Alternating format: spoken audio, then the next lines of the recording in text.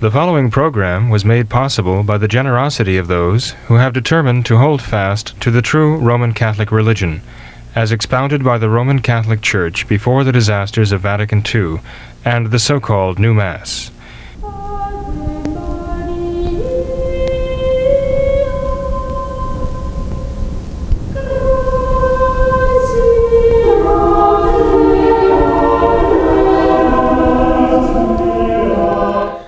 Welcome to What Catholics Believe, once again. I'm Father William Jenkins, priest in charge at Immaculate Conception Church in Norwood, Ohio, where only the traditional Latin Mass is offered, and I am a member of the Society of St. Pius V, a society of priests dedicated to the traditional Catholic faith.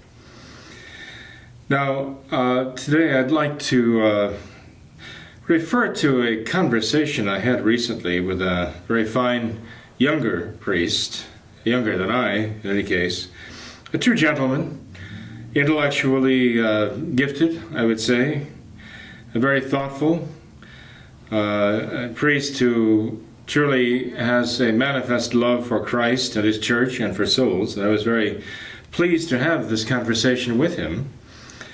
A conversation about a rather hypercharged topic today, Sedevacantism. In fact, the young priest presented me with a recent book that was published on the question of Sedevacantism, and I appreciate that very much. The question of Sedevacantism is a very divisive one for traditional Catholics, and I think unnecessarily so. But obviously not everyone agrees. There are those who are very, very sharply divided on the question. In this case, whether Francis Bergoglio is a pope or not, is a true vicar of Christ on earth and the supreme pontiff of the Roman Catholic Church or not. There are those who insist that he is, and there are those who insist that he isn't. This divide is among those who still want to hold on to the traditional faith and believe the traditional Catholic faith and practice the traditional Catholic religion. As I say, it's unfortunate there is such a division, because I really don't think such a division is strictly necessary. I think this is a ploy from Satan to divide and try to conquer those whom he's not yet succeeded in foisting his modernism, his modernist religion of Vatican II on. But anyway, I made some notes on this conversation of yesterday, and I'd like to go through those notes. Of course, the young priest with whom I had the discussion might not agree with that my notes are entirely accurate, but they are accurate to the best of my recollection in any case. And you see, the reason why the Sedevacantist question is so supercharged is because each side seems to think that the other side is undoing the Church. As though the Sedevacantists and the anti-Sedevacantists, or the Sedeplanists, or the Sedeocupatists, or however you want to call them, are each pointing at the other and saying that their arguments would deny the promise of Christ to be with His Church until the end of time. Their arguments would say that the Church is finished, essentially.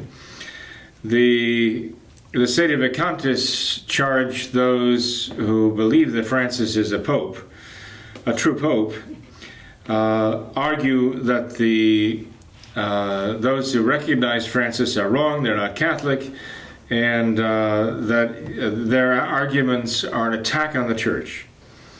And these are exactly the same arguments that those who believe Francis is the Pope make against the Sedevacantists. They say that they're wrong, they're not Catholic, and their arguments are an argument against Christ, against the Church, that would prove the undoing of the Church. That's unfortunate that they see each other's position this way.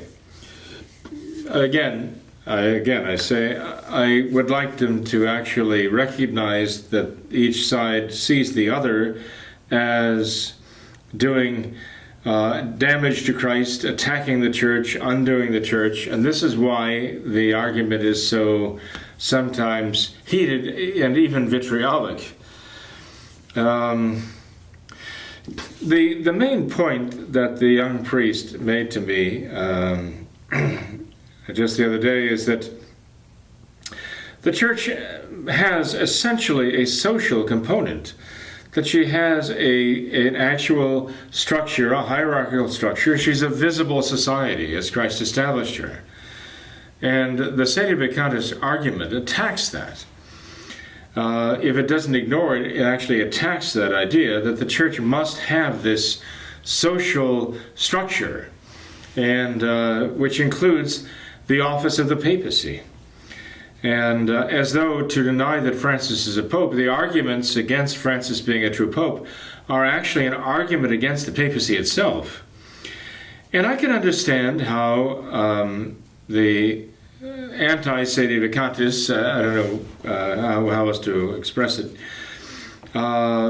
see the arguments of Sedevacantists as an attack on the papacy itself. They're mistaken, but they see it that way. And if one puts it this way, as I have before, and I'm not the first, and certainly won't be the last to put it this way, but if one does look at it this way, I think we can understand how they would interpret the argument to be an attack on the office of the papacy and therefore on the very existence of the church. I mean, after all, if the post-conciliar popes, as I said before, have not been popes, the cardinals they've made cardinals are imposters. They're frauds, maybe mistaken frauds, but they are not cardinals in any case. And when they convene to elect a pope, they can't. They have no authority to choose a pope in the name of the clergy of Rome, and therefore any pope they elect would be null and void. The election would be null and void. The ultimate result being that since all the cardinals would eventually have died, all true cardinals would have died out, leaving the church with no cardinals and no authority to appoint new ones because they're popes. The elections by false cardinals would be false popes. Then false popes could not then subsequently appoint true cardinals. And so the whole electoral process of the church has simply come to an end. It is simply evaporated over time with the deaths of true cardinals appointed by true popes. Now, the anti-Sedevacantists argue that that is arguing for the end of the papacy as an office in the church, to say that it is impossible for the church to choose any more popes, as historically she has done, in the manner that she has historically done.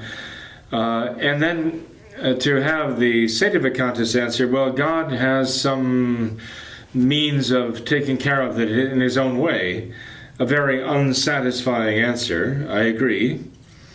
I can see why the anti-Sedevacantists would say that the result of the Sedevacantist argument is that the papacy has come to an end, and that this is attacking the very substance of the church, the way Christ established her. It's something essential to the church. And so I say, yes, they have a reasonable argument there, and it's an argument that cannot simply be dismissed. That's a good question, and I think it has to be answered with a good answer, if there is a good answer. But it doesn't make the other problems go away. My point to the young priest was, look, I understand there is truth to what you're saying. I'm not disagreeing with your point, your essential point here, that the church does, as a visible society established by Christ, have this intrinsic social character, and we cannot say that that has all disappeared now. That would be basically admitting the Protestant idea of the invisible church with just souls who are individually pursuing their own way of being faithful to Christ. We don't accept that idea. We see the church that Christ established as a visible society. And even if it's very small and reduced to a handful, it is still a society, and it is still a visible thing within the world, even if the church tries to bury it in the catacombs, or tries to bury it again underground at the end of the world, at the reign of the Antichrist, it's still a structured, visible society. Must be, by its very nature. So we agree on that. But it doesn't make the problem go away. This is the problem. My point was that we are facing a dilemma. We're facing a real dilemma here, where we say we know certain things are absolutely true, we just don't understand how to reconcile them in the circumstances we're facing today. This is a problem. Perhaps similar to what the apostles themselves faced when our Lord was taken, judged, condemned, when our Lord was tortured, went through his passion, was crucified, his body taken down, lifeless from the cross, and buried in the tomb. This was, in the minds of the apostles, such an utter dilemma for them. Peter, who had declared him the Christ, the Son of the living God, by a special revelation from the Father, God the Father, could not understand that. He could not understand and reconcile his death with his divinity. It took Peter quite a while to come to grips, even after the resurrection, reconciling these things in his mind. And so we're facing a dilemma now. A dilemma we know about our Lord, we know about Christ, we know about his church.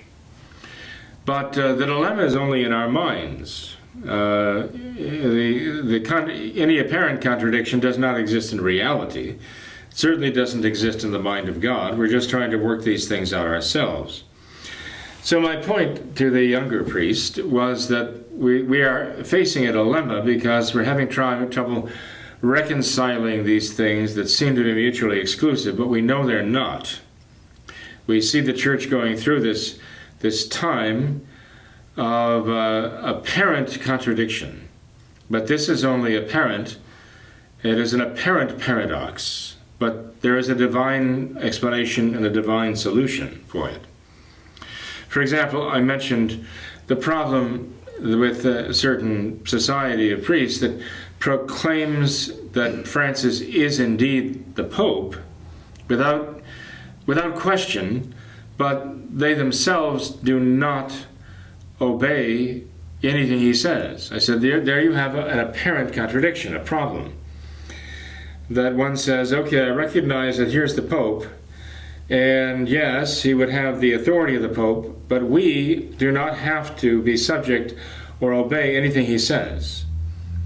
And the young priest said to me, well, yes, but we have to understand that when a bad order is given, we have no obligation to obey it. We have an obligation not to obey it.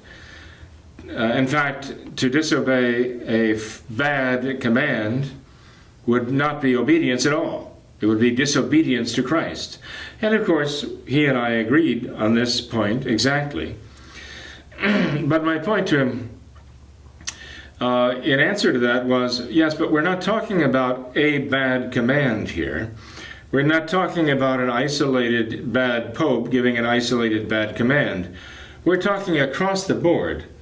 We're talking across the board a simple dismissal of the authority of this individual whom you're insisting is the Pope, and therefore the Vicar of Christ on earth. You are disregarding that. And you're not examining the commands as they come out one by one. You are simply disregarding that authority as a habitual practice. And that, again, that poses a dilemma. How do you reconcile that with what we know of the papacy, the authority of the papacy, and the fact that there is a systematic disregard of that voice and that command? We're dealing, as I say, with a different situation here. In the past, it might have been an individual pope giving an individual bad command, but here we're having something quite different. I'll get to that a little bit later, because it has to do with the character of the individual who is in question here, Francis. But in any case, some of the points that were made in the course of this discussion, I think, were worth repeating. For example, I mentioned, how can a person such as Francis be the head of the church, that is the Catholic Church, the visible head of the church as its supreme pontiff, when he is not even a member of the church because he does not have the faith. And but also beyond that he is simultaneously the head of a false religion, a false faith, modernism. The religion is simply the practice of the faith. The faith is modernism, the principles of modernism, and the religion is the practice of that faith, which we know as the Novus Ordo, the new order, which calls itself Catholic when it feels like it. But the young priest responded, well, if I can interpret what he said and do it accurately, he said, well, you have to remember now, there's no such thing as a Novus Ordo religion or a modernist religion. Modernism is not a faith or not a religion, because as an evil, modernism is a pure negation. And so it's not a something, it is a void, actually. And his point was well taken, because modernism is evil. It's a disorder of mind and soul. It is founded on error, and all of this being evil is nothing in itself. As St. Augustine discovered so well in answer to his problem struggling with the question of good and evil in the world, evil is a negation, it's an abscess. It's like blindness. A rock is not supposed to see. A rock doesn't have the perfection of sight and vision. So if you talk about a blind rock, you're not talking about an evil, because the rock is not missing a power that it should have. But if you're talking about a blind human being, then you're talking about a physical evil, because a human being should have the power of vision, but the power of vision has failed somehow. And therefore there's an absence of a good that belongs there, a perfection belongs there, and it's missing. And that is what makes something a physical evil. In the soul of a human being, there is a moral evil. There should be a virtue, a power of the soul there. Honesty, purity, whatever you might, obedience, etc., that is missing there. Humility, it is missing. It is like an abscess of the soul. It's not a something in the soul that shouldn't be there. The problem is there should be something there that's not. A virtue, a strength that the soul calls for, and yet there's an emptiness where this strength and virtue and power should be. And that is the point that he was making, therefore, that, we cannot refer to modernism as a church or a religion or a faith, because, as I pointed out to him, with Francis, for example, we don't recognize the modernist faith, and we don't recognize the modernist religion as being Catholic. And so my point to him was that if we're trying to say that Catholicism, quote-unquote, subsists, let's say, within the Novus Ordo Church, then we're basically saying there is a church that is in which there are two mutually opposed religions, the one Catholic, the one not, modernism. There is a church, the church that Francis presides over, that actually promotes two mutually opposed religions, the traditional Catholic religion and the modernist religion, the Novus Ordo.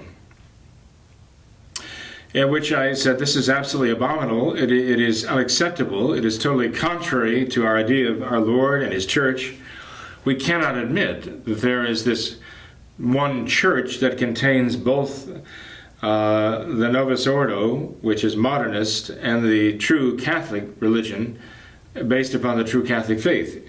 It's impossible that they should be in one and the same church. That was his point, that there really is not a modernist church. It couldn't be, because it's a negation. And I took his point well, but I answered in return, but nonetheless, there is Protestantism. And Protestantism is a negation too. I mean, the very word Protestant means it's a protest. They're protesting something. They're against something that Catholics believe. So Protestantism provides various nature in negation, a denial of beliefs of Catholicism. But nonetheless, we do talk about Protestantism as being a church, not divinely constituted church, but nonetheless we do refer to it. And if a Catholic were to join the Protestant church, he'd be excommunicated for doing so. He would be out of the Catholic Church. And we would never admit that within one of the same, let's say, Protestant church, you could have Catholicism and Protestantism side by side. We'd never admit that, even though we might argue that Protestantism is not something, it's a nothing, it's an absence, as an evil. Still, when it comes right down to it, we would have to admit that you cannot blend Protestantism and Catholicism in one religion and have Protestantism and Catholicism there, left, in one church. Impossible. And my point is that this is the nature of the modernist church of Vatican II, that came out of Vatican II, that it is the practice of modernism. Modernism put into practice, the anti-Catholic principles of modernism put into practice are the modernist Novus Ordo religion. And you cannot have one and same church which contains the anti-Catholic, anti-faith of modernism, together with the true faith of traditional Catholicism, and the anti-Catholic, anti-religion of the Novus Ordo, together with the true Catholic religion that the Church has always practiced and requires that we practice to this day. They cannot coexist in the same church. So which is it? Is Francis the head of one or the other? Is it possible for him to be the head of both? Impossible. I said these are very serious questions that demand answers. And we cannot simply dismiss them and say, well, they don't count because it doesn't fit into my view. If your view is only looking at one of the horns of the dilemma and you refuse to look at the other horn of the dilemma, then you're not being honest about it. I'm not accusing him or anyone of being dishonest about it. I'm just saying that intellectual honesty, I think, compels us to face the fact that we're dealing with a dilemma here. And no matter how good the arguments may be on one side, there are often counter-arguments that are very equally valid on the other side. And we can't simply ignore them or start trying to shout them down. So, the point, one of the points made by my young priest friend was that, well, Francis is still a member of the church. He was baptized, and he never actually formally left the church. He pointed out that, a member of the church, including a pope, in this case Francis, as he's saying, does not simply stop being the pope, even if he loses the faith, any more than he stops being regarded as a member of the church, even though he loses the faith. There has to be some formal rejection of the faith. For example, joining a non-Catholic sect, that would excommunicate one. And I would say to him, well, there can be no declaration against Francis. That's true. Because who is going to make that declaration? I mean, who are the bishops and the cardinals and so on of the Novus Ordo is going to declare Francis a non-pope? Because they're going to declare that Francis has lost the faith. That's one way that writers of the church's theology, the church's theologians, such as Cajetan, say that a pope can lose the papacy if he manifestly loses the faith, and then it is declared as having died by losing the faith. He's become dead to the church by his loss of faith. Now that is not deposing the pope, that is simply acknowledging the fact that he has defected from the faith, he's lost the faith, he's no longer then formally a member of the Catholic Church, he cannot be the visible head of the church, he cannot be the pope. This, Cajetan said, would have to be not only manifest, but made formal by declaring it such, by the hierarchy of the church. This is manifestly impossible today because the modernists have stacked the College of Cardinals and all the rest with modernists like themselves. I mean, that's how Francis got elected, by these very same modernists that the previous modernists, John Paul II, Benedict, and so on, had put in place there. So they're self-perpetuating. Then they're self-perpetuating by canonizing each other. So this is what a certain parasitical infection in the church is doing here.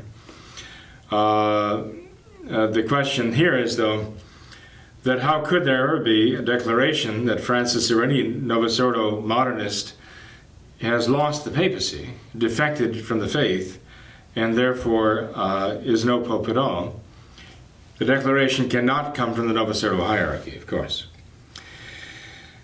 And therefore, I guess, to follow along the line of thinking here, the only way that Francis could be formally abandoning the Catholic Church, formally excommunicated, formally making himself not the Pope, is if he joined a non-Catholic sect. And that is a way that he could lose the papacy. Barring this, an official declaration of the hierarchy, or him publicly defecting from the church and joining a false church, we have to acknowledge him as the Pope. He would still remain the Pope, even if he had lost the faith. Well, I would say to, again, a dear priest friend, look, the fact that Francis has embraced this Novus Ordo religion, the fact that he is following in succession from men who have actually not only contrived this Novus Ordo religion based upon the principles of modernism, which have been formally condemned by the Church, the fact that they have contrived this and foisted it on the Catholic people in defiance of Catholic tradition, in rejection of Catholic tradition, as far as I'm concerned, that constitutes a formal lapse from the Catholic faith and a formal joining of a non-Catholic sect. That constitutes the creation of a new religion based upon a modernist anti-Catholic faith, and the defecting from the faith by joining this, creating this new religion within this new context of modernism, modernist belief. What could be more formal than that? To create a new religion, precisely, to be the anti-Catholic religion of modernism, to replace the Catholic religion, to obliterate the traditional Catholic practice and replace it with something that is its antithesis. What could be more formal than that?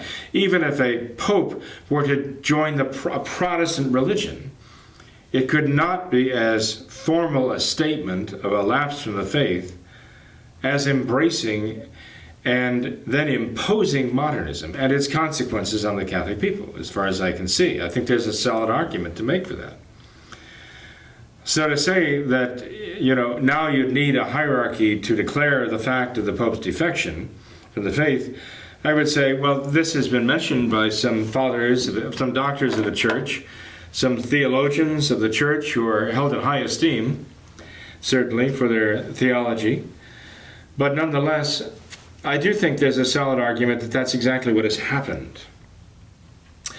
That these modernist popes have in fact declared themselves to be adherents of a false religion, what we regard as a false religion.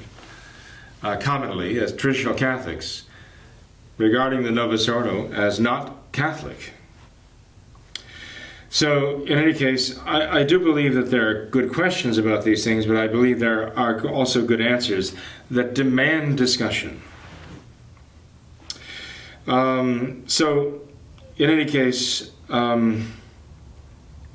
getting back to the point of acknowledging one as Pope, but not doing what he says, not on a case-by-case basis, asking yourself, okay, is this a bad command?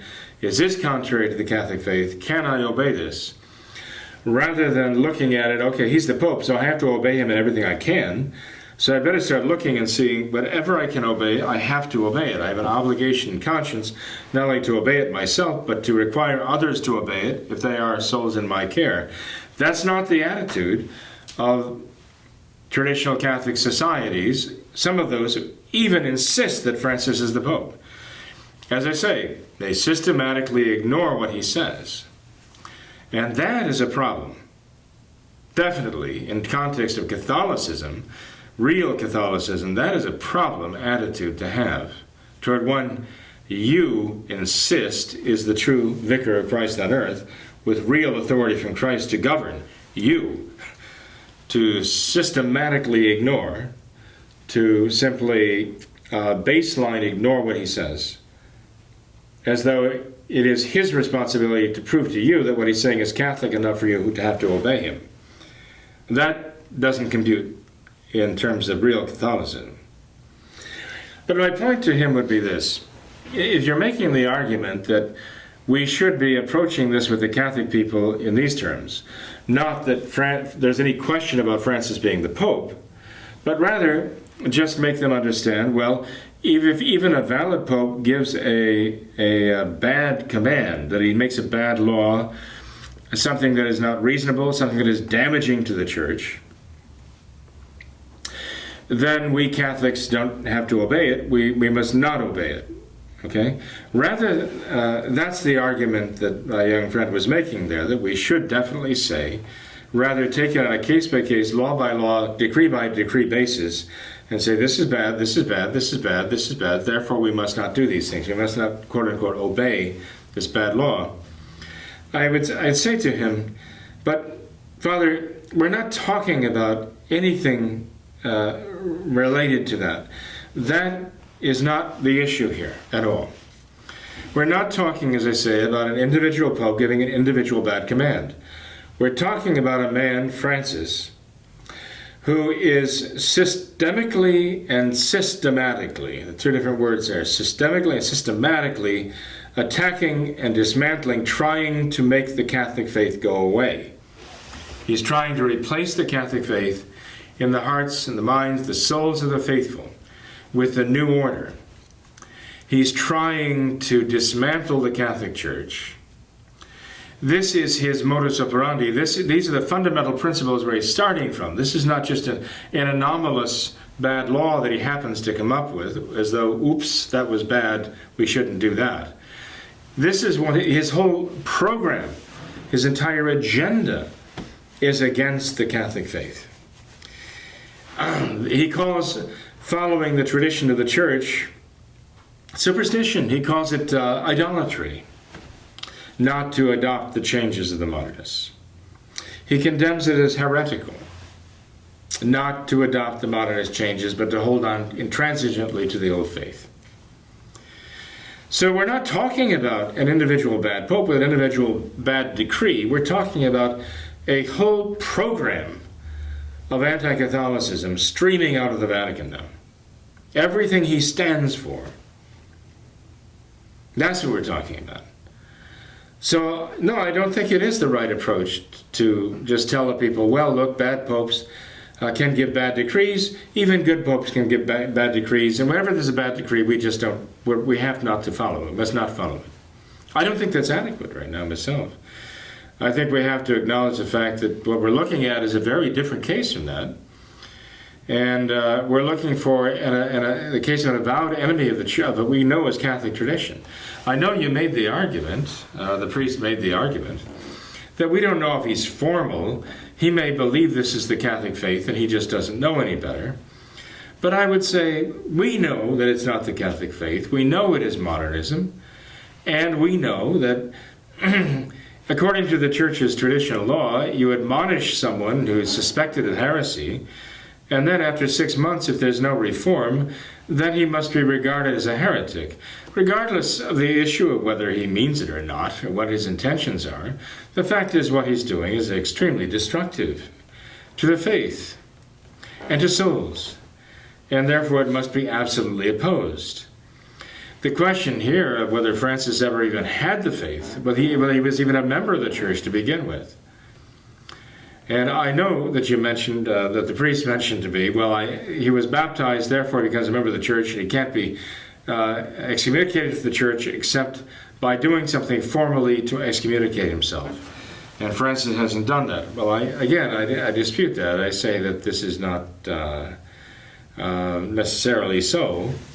But regardless of what his intentions are, even if I assumed perfectly good intentions on his part, based upon a mistaken notion he has that what he is spouting really is Catholicism, I don't believe it, but assuming that I admitted that or allowed that or simply, for the sake of argument, accepted it, it doesn't change the fact, though, that he is trying to obliterate the Catholic faith where it still exists, and the practice of the Catholic religion where it still exists. And he's trying to replace it with the modernist understanding of everything, modernist anti-faith, if you will, and the Novus Ordo practice of modernism. This is in fact what he's trying to do, and he's trying to use whatever remaining faith there is in the souls of Catholic people in the power of the papacy, the authority of the papacy. He's trying to use that precisely in order to accomplish his purpose of annihilating the remnants of the Catholic faith in the world today and the Catholic religion. And I think this is the message we have to tell the people. And we have to let them know that there's a very strong possibility, this is to say the very least, a very strong possibility that Francis is not truly the vicar of Christ on earth. At least that. We have to allow them to see that that is quite possible. If we don't at least allow that possibility in their minds, I think we're doing them a grave disservice against their faith. I think we're making them think that the papacy requires nothing. The papacy doesn't even require faith. One can be an avowed enemy of traditional Catholic faith, which we hold dear as the true faith, mistakenly, that one might mistakenly be an avowed enemy of the traditional Catholic faith and religion, and hold the papacy simply because there's no one to say he doesn't. I think that's a very bad thing to teach the people. I think that actually degrades the office of the papacy in the minds of the people. And I think that's what the Novus Ordo popes have done. These Novus Ordo pontiffs, John the 23rd, Paul the 6th, John Paul II, Benedict, and now Francis, have basically trashed the papacy in the minds of the people. And I'm afraid if we say to the people, look, that's the Pope, the whole Pope and nothing but the Pope. That's the Pope. You have to accept him as Pope. Just don't do anything he says. That, in my mind, that is attacking the papacy as an office. And it is degrading the office of the papacy in the mind and the hearts, the faith of the people. That's not right.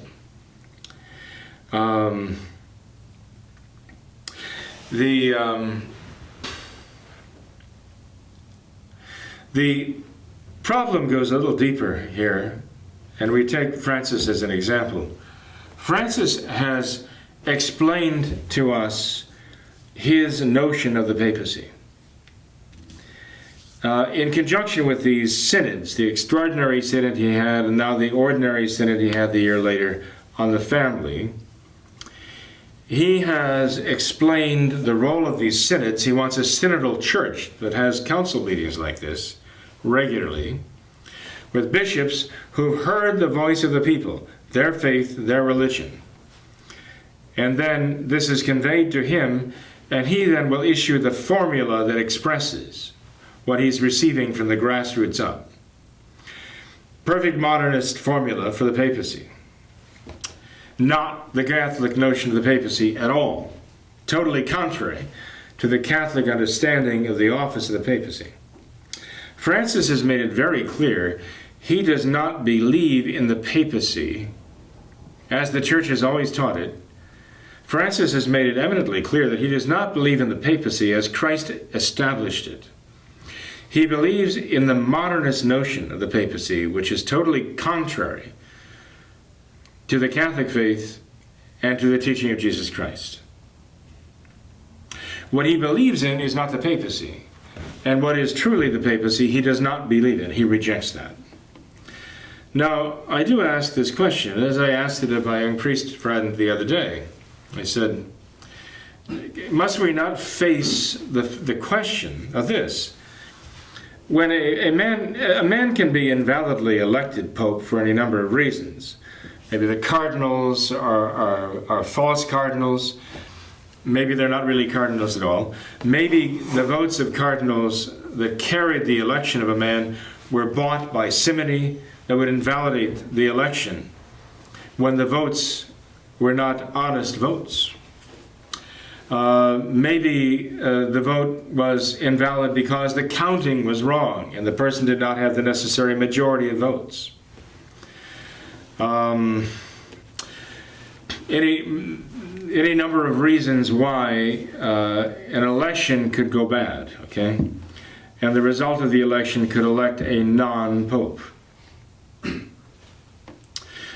But even if an election were valid and someone were legitimately elected pope by true cardinals voting honestly their consciences and without anything falsifying or coercing their votes, so someone who is legitimately elected the pope does not become the pope until he personally accepts the office of the papacy. He, the one elected by the cardinals, even if they elected him unanimously, would not be the pope until he accepts the office of the papacy. He has to make that decision. Question: if Francis believes in what is not the papacy and rejects what is the papacy, how can he make that formal decision to accept the papacy as the Church understands it, as Christ established it, when he not only doesn't believe it, he actually criticizes it as being false? He makes it clear that he rejects that idea. He doesn't just overlook it as though, well, I never even thought about that. No. He rejects that idea of the papacy, formally rejects it. And he openly portrays a papacy which is not the true papacy of the Church, not the papacy of Christ. That's what he accepted when he was elected. Could that make him a Catholic pope? I would submit that the very least we can say there's a very serious question about that needs some very serious, thoughtful discussion. To my anti-Sedevacantist friends, I would say, that's something you need to think about. If it is a fact, and it is, that a man cannot become the Pope until he accepts the papacy, then the question arises, can a modernist who has the modernist idea of the papacy, has rejected the Catholic idea of the papacy, can he accept the responsibility of the papacy? He can accept the office of a papacy he doesn't even believe in. Is that possible? Intellectually possible? Is it morally possible? Is it theologically possible? There are some serious questions here. They can't be just dismissed with making charges and countercharges because what you're saying goes against what I believe, and if what you're saying is true, then it's the undoing of the Church. I beg your pardon here. We're facing a dilemma. We're facing a dilemma the Church has never faced before. Not only in this magnitude, but I would say that the Church has never faced before in kind, the very kind of dilemma we're dealing with today. The efforts of the apparent hierarchy, materially hierarchy, of the Catholic Church, or what proposes itself to be the Catholic Church, actually trying to obliterate the traditional Catholic faith and the traditional Catholic religion and replace it with something alien, hostile, antithetical to it. The Church has never had to deal with anything like this. Catholics have never had to face anything like this. Not only on this scale, but the very kind of crisis we're dealing with right now is unique in the Church's history. There are comparisons made with the church's struggles against the Arian heresy. There are comparisons made with the church's dealing with Honorius I, Pope Honorius I, in the time of the Monothelite heresy. There are comparisons made, but this situation is unique. And so I'd suggest to the Sedevacantists, especially when I'm talking about this, the dogmatic Sedevacantists, the ones who say, look, I think that he's not the Pope, I'm convinced, and therefore that you're not Catholics if you disagree with me. If you think he is the Pope, you can't be the Pope because I say he's not. Dogmatic Sedevacantists, who say that Francis is not the Pope, but they then start acting as though they are, as though they think they're the popes, and they can start making dogmas and decreeing who is and who is not Catholic. I'm sorry, but these dogmatic Sedevacantists have been a real problem among the traditional Catholics today, and I think they're falsifying traditional Catholicism. But also the others who are opposing the very possibility of the see being vacant, who are absolutely, adamantly, rapidly, in fact, at times, reacting to the Sedevacantist idea that the see is vacant or the see could be vacant. And this is something we need to consider as a true possibility. Those who react in this such a hostile, even venomous way, they are not doing the church any good service either. They are doing the church a grave disservice. And I think they're failing the Catholic people, and they're actually, in the eyes of the Catholic people, I think the effect of their position is to attack the office of the papacy too, to actually give credence to what the modernists are saying. Well, if these men can really be popes doing what they're doing, well, maybe the papacy isn't what it should be, isn't what the church taught it to be. If it can be what they say it is, the modernists say it is, well, I think the anti-Sedevacantists are making an argument in favor of the modernist concept of the papacy. If modernists can do what they're doing and still be popes without question, I think there's a very serious issue there. So in any case, the other time recently I did have the Catholic Catechism lesson number 18 on the Pope, the Vicar of Christ. And I want to basically cap this program by saying the Church has had many saintly and holy, very gifted popes, love Christ, love the Church, love souls. Many of these popes have given their lives without hesitation for the faith, for Christ, for the salvation of souls. We have in our history as Catholics, members of the Church, a long, long, glorious history of popes who have been true vicars of Christ on earth, not only in terms of their office, but in terms of their personal holiness in that office, and their beautiful, faithful fulfillment of the responsibilities of the office of being vicar of Christ on earth. We can name so many of them. For the first few centuries, so many of them died as martyrs for their faith and infidelity to Christ.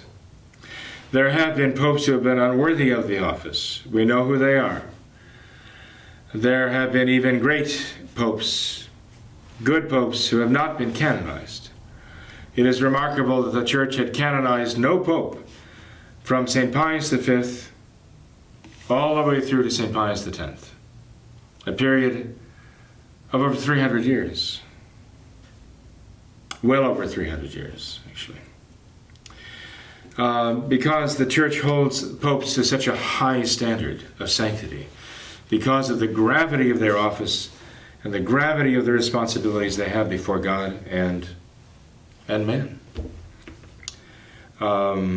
There's an extremely high level of sanctity required by this office to exercise this responsibility and this authority well. We're dealing with an unprecedented situation in the Church today. We see that whenever the Church has had a good pope, the Church has flourished, even in times of persecution. We see whenever the Church has had a bad pope, either incompetent or worse, a morally corrupt pope, the church has suffered terrible divisions, terrible internal strife. Truly, the office of the papacy was established by our Lord to sustain the unity of the church in her faith, in her worship, in her government. There's no doubt about it. And great popes, holy popes, have accomplished wonderful things in that office for the sake of church and the salvation of souls at the service of Christ. The office itself is not in question here. We're not saying, well, the papacy's been a problem because bad popes do bad things and cause bad problems within the church because of that office. There is no comparison between the damage that a bad pope does and the good that a good pope does. The supernatural good that a good pope does. Because even when the church has had bad popes in the past, the promise of Christ has been there to guard the church and to protect the church, even while unworthy men have reigned as popes in the church. But we're not dealing with that situation here. Now, we're dealing with a situation that is unique, where modernists who are avowed enemies of Christ and the church and souls, the salvation of souls, have gotten into control. They wormed their way in, infiltrated by all the means of chicanery and dishonesty they could to attain these positions. And they're trying to use the authority of the church against those who still regard that authority with reverence and respect, even though they, the modernists, have no reverence and no respect for that authority, and no reverence and respect for the office they hold. Nonetheless, they are trying to use it as a battering ram where there is still love and respect for the authority of the episcopacy, for the authority of the hierarchy, for the authority of the papacy.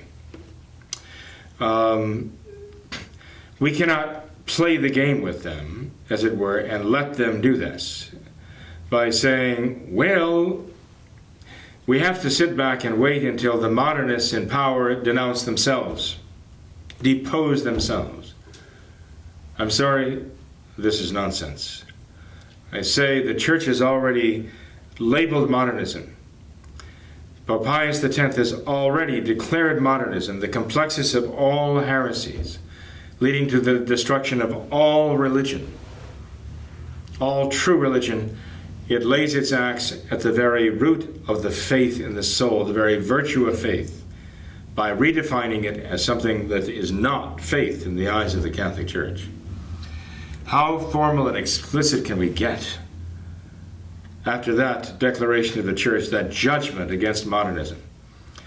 I think, myself, that when someone embraces that modernism, even though he calls it Catholicism, he can call it anything he wants. It is what it is. The modernists take the traditional Catholic vocabulary, void the true meaning, and substitute their modernist meaning, just as the communists have done with the word peace. The Muslims the same. They give you an entirely false meaning of these words. So the modernists take the word church and sacrament and faith and they redefine them in terms of modernism. And I think that one could at least make a very good argument, worthy of discussion,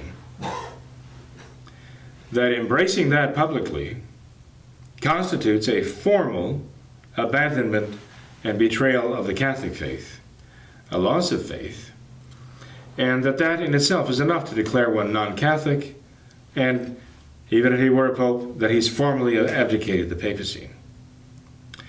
A very serious, I think, point that I think is worthy of discussion and should not simply be dismissed by those who don't like it or don't like the conclusions that follow from it. I think we have to be intellectually honest about this and discuss this openly. And I encourage those discussions between the Sedevacantists and the anti-Sedevacantists to try to deal with this question in a very serious way. The ultimate outcome would be disagreement, perhaps. But the fact is, that doesn't change what the Catholic faith is. As far as I'm concerned, whether Francis is the Pope or not, can hold the office of the papacy or not under these circumstances, it doesn't change what the practice of the Catholic faith is. It still is what it is. And that's what we need to do. But I do believe that there is a serious grounds for discussing that whole question. And I don't think it can be simply ignored, that elephant in the corner, as it were. Is, in fact, the See of Peter vacant? Is Francis a true pope? Can he be? Serious questions. They need to be discussed in a serious, thoughtful, charitable, Catholic way. God bless you.